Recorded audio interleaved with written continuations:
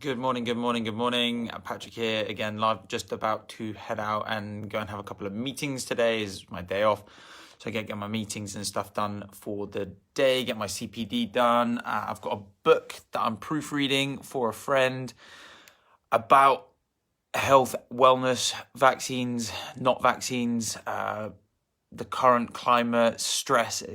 It's a really, actually, truly inspirational book. He wrote it during the lockdown. And kudos, it's his first book he's ever written, and it's absolutely brilliant. But what I really wanted to go through today, I seem to be getting a lot of people asking this question in the clinic at this moment in time. There's a lot of people in the clinic asking this question, which is why do you pop joints? Why do you crack joints? What does that cracking do, and what is the cracking noise? The adjustment doesn't need to have a pop or crack accompany it. It doesn't have to. What an adjustment does, or what a chiropractor should be doing, or what they should be checking, is the function of a joint. The function of a joint. So when we look at your spine, there are 24 moving vertebrae in the actual spine themselves. So there's 7 in the cervical spine. There are 12 in the thoracic spine, which is your rib cage. And there are 5 in the lumbar spine, which is your lower back. Then we have your pelvis and your occiput and your cranium as well. But when we look at chiropractic, the term chiropractic means chiro, meaning by hand or hand, and practic meaning to do.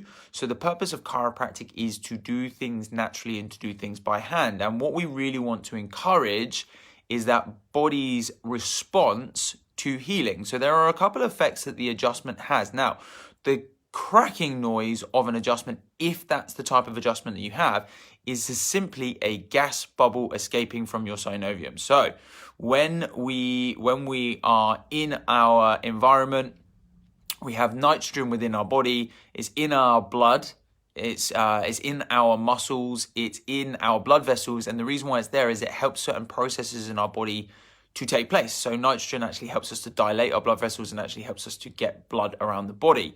But when it's dissolved in our joints, it will collect in little bubbles. Now, typically, if you've ever seen deep sea divers, they'll go down deep in the water, that gas will compress, and as they come back up again, it can expand, and that's where we get the condition, the bends.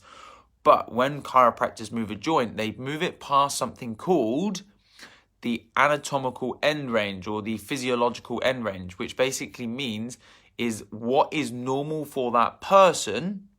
We take it to that point and we take it that much further. Now, there's a few reasons why you want to do that, or there's a few reasons why chiropractors do that.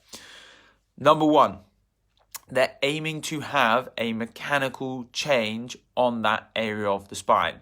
So what I mean by that is, if you had a bike that was rusty and the chain did not move and you did nothing about it, that chain will continue not to move. However, if you take that chain and you oil it and you then start to move it, what starts to happen is that bike can start to restore function and it can work correctly again. Now, when we look at your body, the same kind of thing can be true. If there is a joint in your spine that has built up a particular large volume of scar tissue or restriction, what can start to happen is that can affect the overall mechanics of the spine. Now, by the way, same as that bike chain that we just mentioned, you would not need the whole chain to be rusty for it potentially to have an impact on the way that that chain would work. So it could be like 5 or 6 links in that chain. It could even be one that's completely rusted solid that could affect the whole chain. So mechanically, what we want to make sure is that all of the joints are moving properly. Now, the reason for that is that if you look at the whole, we do not want one particular area working more than others.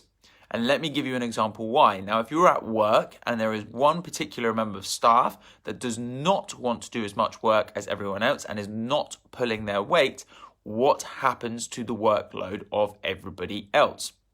It goes up. Now, the true concept is the same when we look at the spine. When we look at the spine, if there is an area that is actually working too much, or sorry, if there's an area that's not working, other areas have to work too much.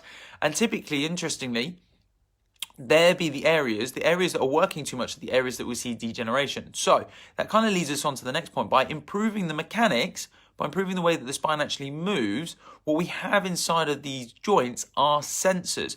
Those sensors are supposed to be sending signals to our brain, telling us where we're orientated. This is why people that lose motion, those people that are stiff, and you'll see this particularly in old people, very stiff and immobile people tend to have significantly reduced function in balance and coordination. Now, also those same people that are very stiff and immobile, they also tend to have serious changes in their posture.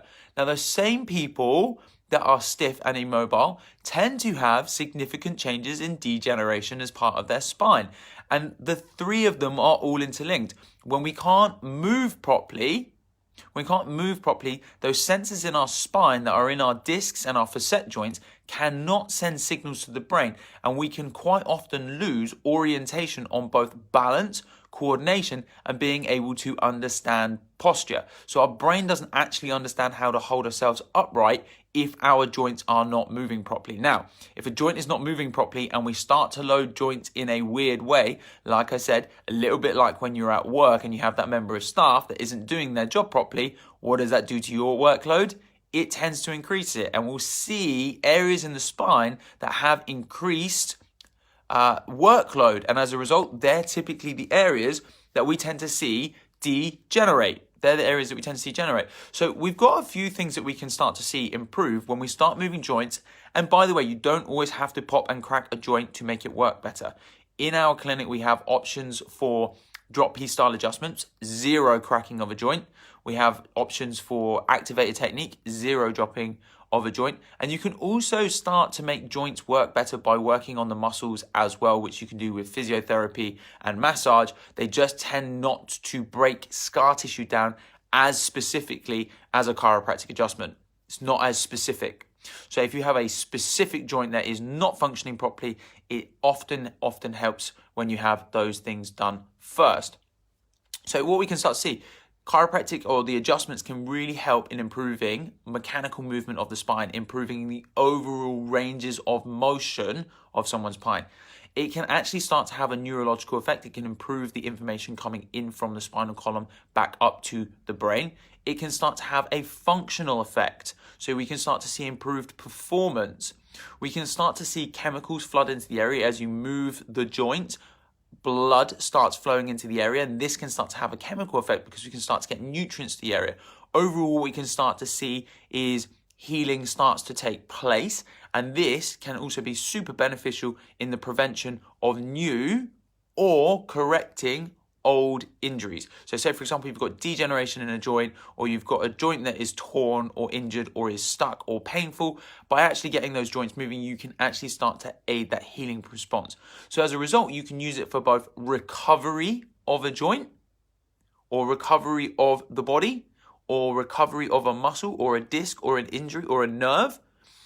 But you can also use it in the prevention. You can use it in the prevention of new injuries occurring. Wow, that was a deep topic today. I love talking about the chiropractic adjustment. It is a complicated thing. The reality of it is that we still don't 100% understand it. And until we get hundreds of volunteers that are going to be willing for us to stick spinal probes into their spine and actually work out what's going on when we deliver an adjustment to someone's spine, I don't know that we will truly know. What we can observe is some of the benefits both before and after. So some of the benefits that we have observed before and after: improved balance, improved range of motion, improved neurological function, improved reduced risks of arthritis, improved, etc., etc., etc. If you go onto the Advertising Standard Agency, the ASA, they will be able to tell you the legal stuff that we can market for. So stuff like joint pains, neck pain, back pain, headaches. And the reasons why those things start to improve is because of the things that I've just discussed with you now. Guys, I hope you enjoyed this.